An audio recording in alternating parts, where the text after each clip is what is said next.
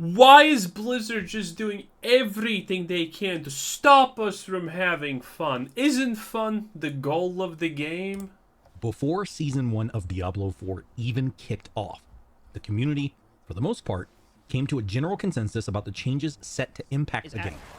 I actually just lost my hardcore character while trying to explain this to you. I changed my mind. I hate this season. Classic moments. Beautiful.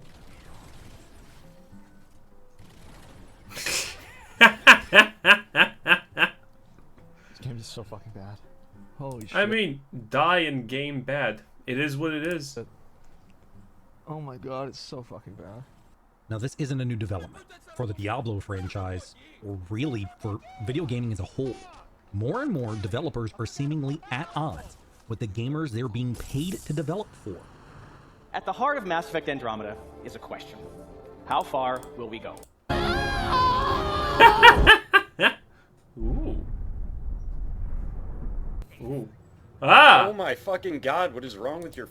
Yo, this woman just woke up one day and said no to evolution and decided to go backwards. Can you even do that? I think that should be illegal or something. face? It just seems Wow. they're getting out of touch.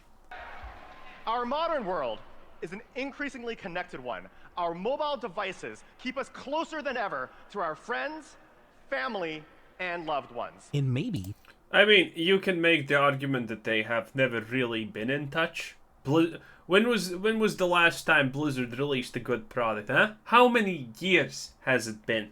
Okay? How many years has it been? We can almost count it in decades at this point, okay?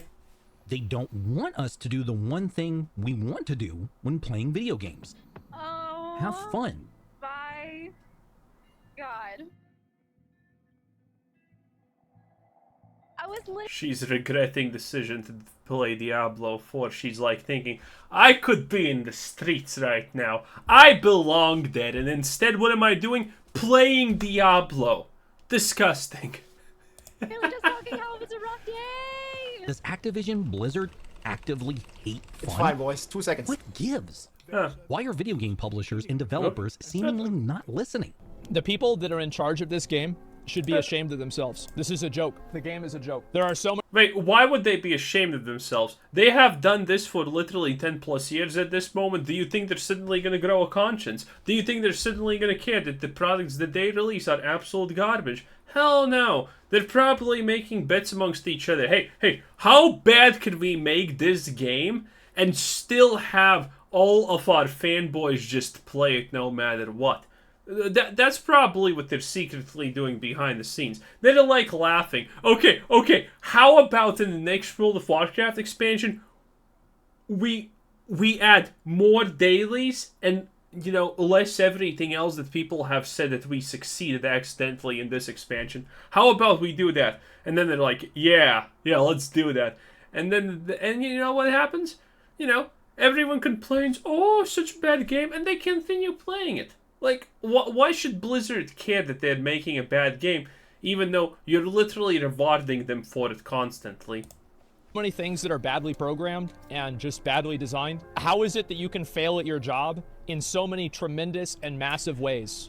The answer to that question, in my personal opinion, was set in motion more than 20 years ago. Now, before I get too deep into the GTA why, 3. Nice. let me give you a little background on who I am and why I came to this conclusion.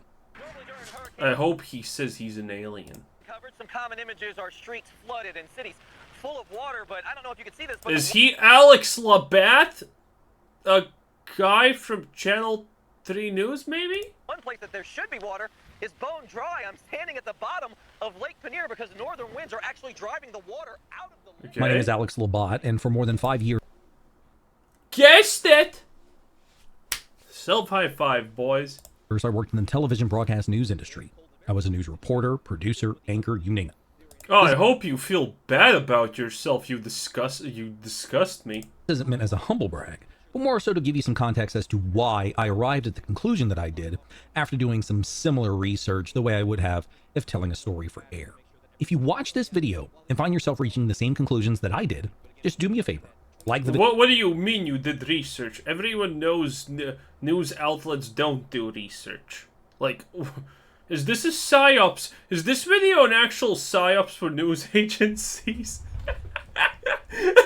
To try and trick us into making us think that, oh, no, news agencies actually do check stories that they pump out. Good luck convincing anyone on that, dude. Video, consider subscribing, and let me know in the comments if you'd like me to do more of these types of videos in the future.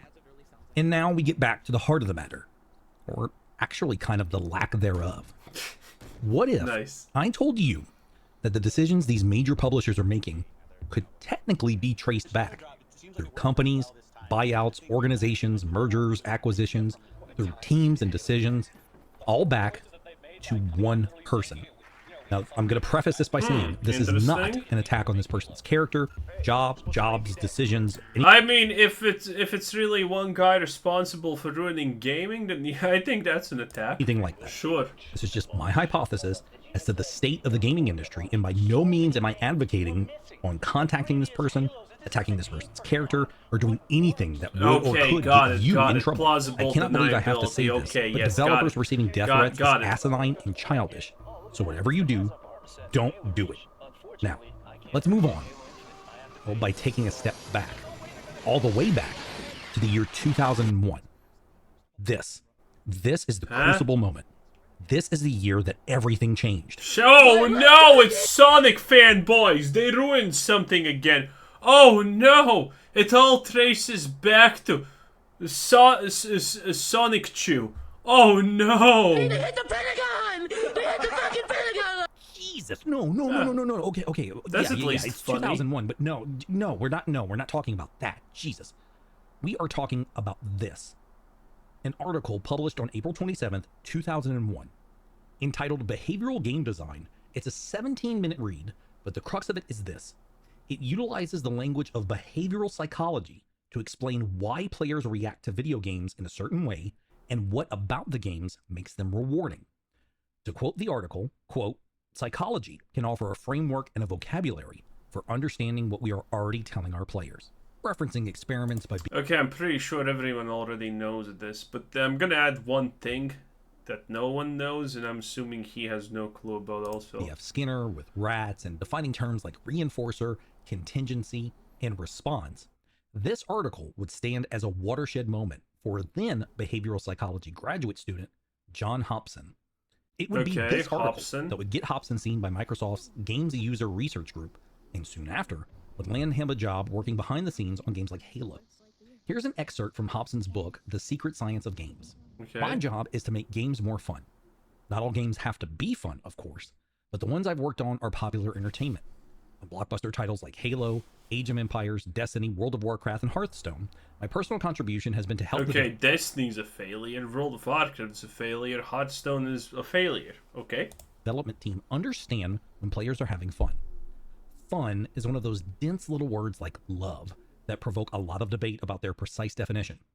Everyone's got an opinion, and people talking about fun get into arguments using big, impressive concepts like immersion, flow, and autonomy. Smart people... Immersion and flow and autonomy are probably not actually necessary for fun, by the way. It's kind of no, it's not even needed. Probably it's not even needed if I think about it. But immersion doesn't matter, flow doesn't matter, and autonomy also doesn't matter. It depends on the game, but there are very, very precise things that actually people find actually entertaining. Like, autonomy is nice to have, and having a good flow to the game is also nice to have. But what do you would rather want? A good flow to the game or big moments? Some of you may say flow, but in reality it's going to be big moments. What do you want? Autonomy and go off the rails and completely fuck yourself over? Or do you want to be slightly led in the right direction? Probably slightly led in the right direction. Immersion is literally just immersion is the dumbest thing ever. Relax, no one cares. People have written scholarly books on immersion is the word that people use when a game is so bad that, you know, everything already has been said about it, but you need to be unique, so you use the word immersion. Oh, it's not immersive. Okay, Chief. Okay. Subdivided it into categories and tried to copyright their personal formulations. Those debates can be interesting to read, but I've worked on a lot of great games, and my definition of fun is extremely simple. Fun is whatever the designer and player agree is fun. Kennywa says, question, why did you guys increase the cast time on stuff like leaving dungeons? Feels like you're trying to slow down the game by making us waste time for something that might feel useless. In Hopson's eyes, games aren't just a solitary creation of a lone designer. They're a conversation between the designer and the player. A game becomes fun when a designer creates an experience that aligns with the player's expectations and enjoyment. This perspective formed the foundation of Hopson's work at Microsoft. Should I say it now to absolutely destroy this point he's making, or should I wait until the point is fully made? I'm gonna wait until the point is fully made, because I can easily disprove this. Games User Research Group. His role was to analyze player behavior and feedback, and then communicate these insights to the game developers. His goal was not to dictate the direction of the game's design, but to provide data that would help designers make, quote, more informed decisions. Now, why am I so focused on a guy that worked for Microsoft and Bungie in a video about Diablo 4? In 2010, Hopson would become head of research at Bungie, becoming a pivotal figure in the development of Destiny. Do you know what else happened in 2010? That's right. Bungie strikes a 10-year deal. Oh. With who, you might ask? Blizzard, right. Forgot Activision about that Blizzard. one. Hopson is on the ground floor as Destiny takes off. His tenure at Bungie lasts from 2010 until 2016. The first Destiny launches in September of 2014, and from that point forward, there are some players that have not put the game down since. Why? Hopson actually goes into detail about why in this game developers conference presentation from 2015. Simply titled User Research in Destiny, this hour-long presentation summarizes not only the entire philosophy and psychology of the game of Destiny, you can extrapolate what Hopson is saying across almost the entire gaming industry when it comes to games like live service games. I'm going to play you some select segments from this presentation, but I will link the full video in the description so you can see for yourself just how much of an impact this presentation from 2015 has on the gaming industry as we know it today. We started thinking that actually we really want to encourage people to play not just the right activity for their mood, but also to play a variety of activities and to not specialize too much. And this was connected in our heads to the idea of the buffet effect from psychology. The idea that if you have one flavor of food, like a giant bowl of like white rice, you'll feel full and you'll get sick of it sooner than if you have 5 flavors or 10 flavors out in front of you. And so that's why when you go to a buffet, you always end up eating too much.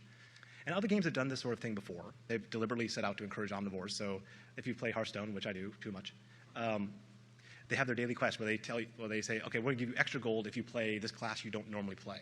And so maybe you never play a priest deck, but you have a daily quest for it, and okay, yeah, I'll go look it up.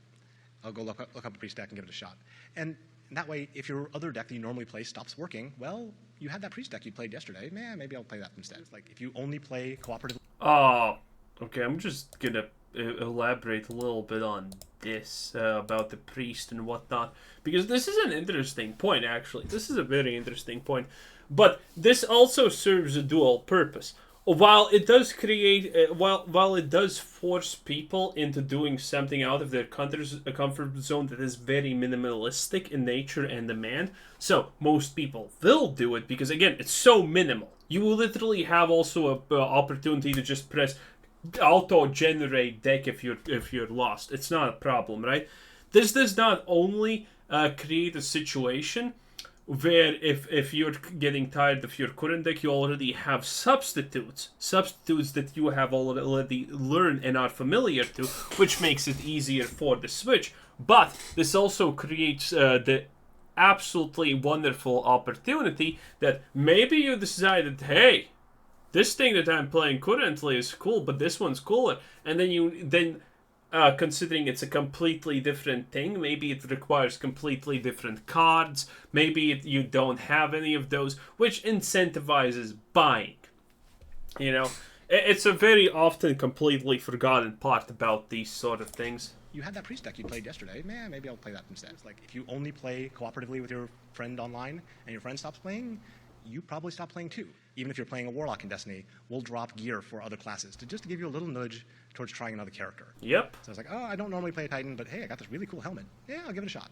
Please make no mistake, this kind of testing that I'm showing here was the majority of what we did on Destiny. It was very straightforward user research where it's, can people progress through the game overall, and what does their progression curve look like, and is each piece of content working the way we think it should be working? Another topic we did research on was class regret. So, like all RPGs, we ask players upfront to choose what class they want to play.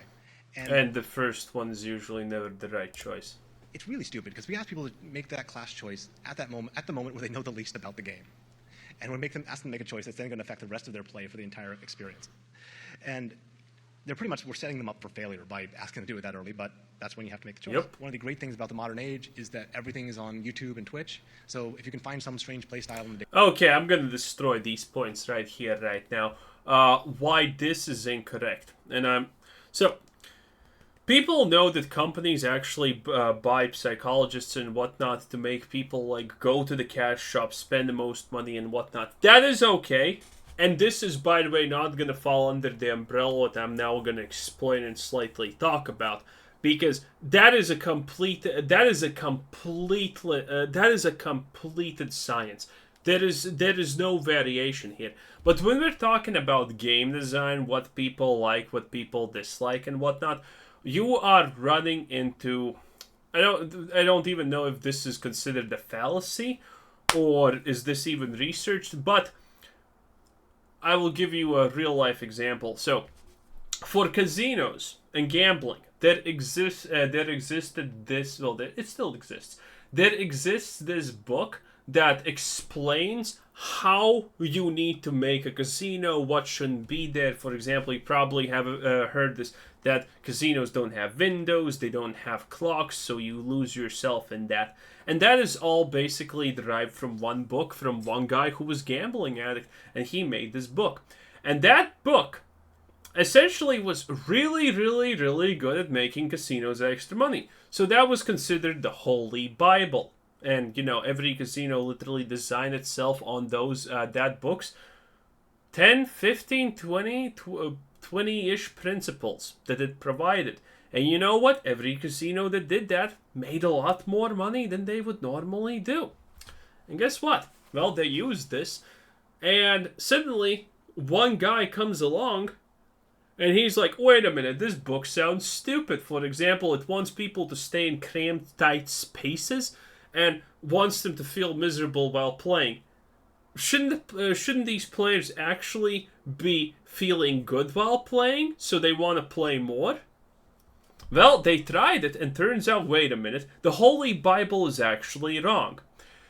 The thing I'm trying to say here essentially is that there is research that is right. But this research is encompassing many, many, many different things, especially when it comes to game psychology and whatnot.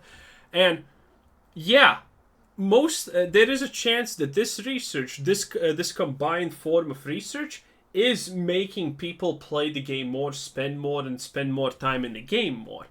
But that does not mean that every part of that ideology is correct.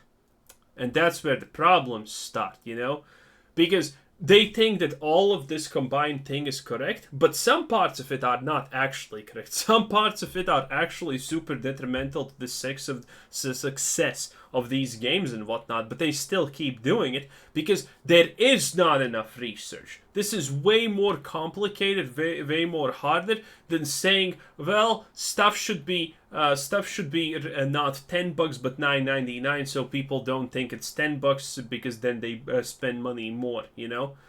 There is a science in that. But that is all established science. You can't. It's very hard to go wrong with that. But when it comes to something like this, if someone creates a Bible for how this works and that parts of the Bible are incorrect, it's gonna take a hell of a long time for someone to decide to challenge these notions and actually, fix it.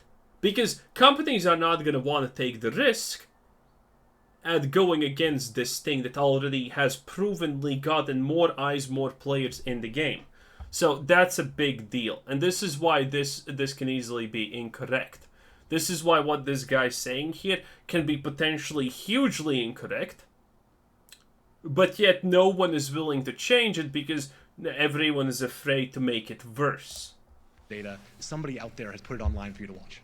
And you can tell he is reading the tooltip. That just saying pressing button X dismantles the gear clearly isn't enough to prevent him from doing it. And so we actually ended up adding a safety mechanism that you don't just have to tap a button to dismantle your gear in Destiny. You have to press and hold the button, and the more valuable the piece of gear, the longer you have to hold it to dismantle it. So if you have an exotic and you want to dismantle it, it actually takes a long time to fully destroy it. And so just a personal anecdote on this, like the first time I got in a legendary in an internal build, I did this. I accidentally dismantled it because we didn't have any safeguards. And I was so angry. I was ready to go over and punch somebody on the UI team. And at the same time, though, it struck me that this meant the game was working. That little pixel gun that I'd just gotten, I was so happy to have it. And I was so invested in that virtual gun that I was so angry that I wanted to go over and hit somebody. And so I had this great moment of, oh, we're screwing up, but oh, that worked. This presentation was delivered in early 2015. What else was delivered in 2015? Welcome to the World of Warcraft feature preview for the new WoW token system coming in patch 6.1.2. Oh, look at that. It's the WoW token. Okay. And what else was released in 2015? Hello again, Guardian.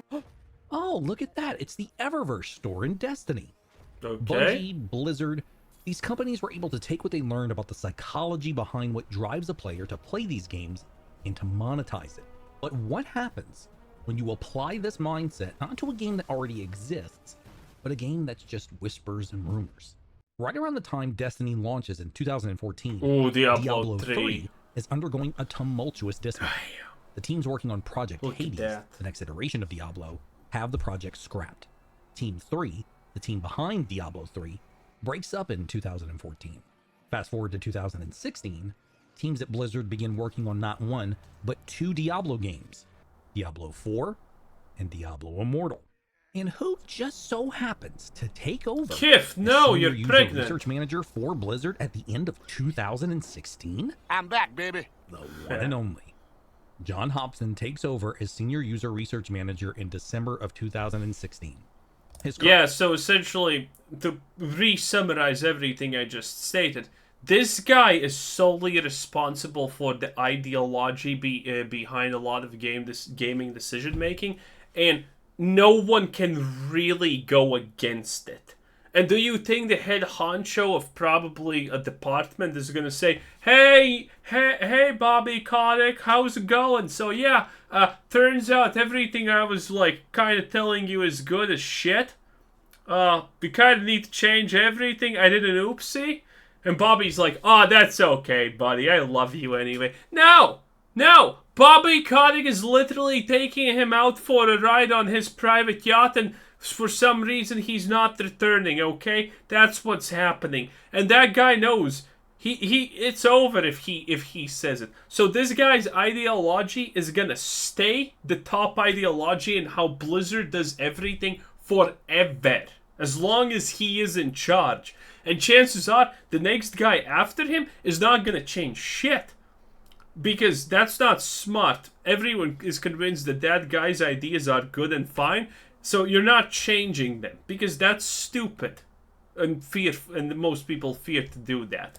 Her resume reads, quote, I founded and managed the games user research team at Blizzard Entertainment, the studio behind Hearthstone, Overwatch, World of Warcraft, and Diablo.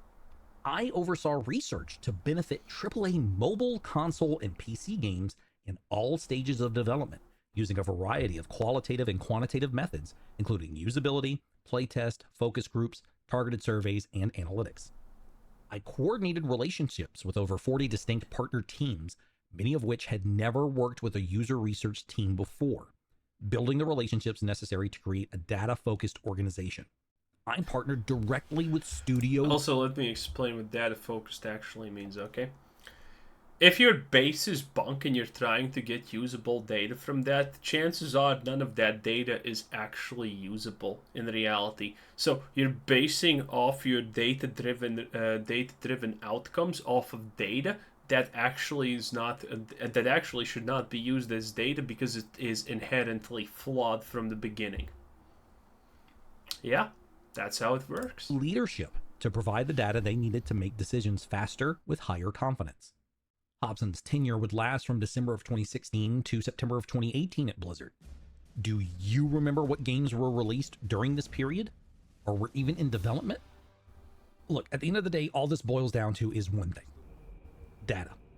Do I believe that John Hopson is solely responsible for the state that Diablo 4 is in? You'll have to excuse the pun, but hell no. But what I do think is that video game companies have taken Hopson's methodology and twisted it to meet their needs and bottom lines. After all, Hopson would leave his role at Blizzard in September of 2018, 2 months before this. Hey, just was wondering, is this an out-of-season April Fool's joke? No, it's a fully fledged Diablo experience Classic. on mobile, which everybody will get to Fully play, fledged, and hopefully which will bring new heroes to Sanctuary, as well as welcoming our community back into it, and something we're very excited about. We don't have any plans at the moment to do PC. Do you guys not have phones? Yeah, you guys all have phones, right? This whole video can be summed up in this. It seems like what's happened is that data now means more than the player that represents it. You aren't seen as an individual holding a control. Now? That has been the case forever. If you look at how Blizzard makes decisions balancing World of Warcraft, there's no user input in that at all.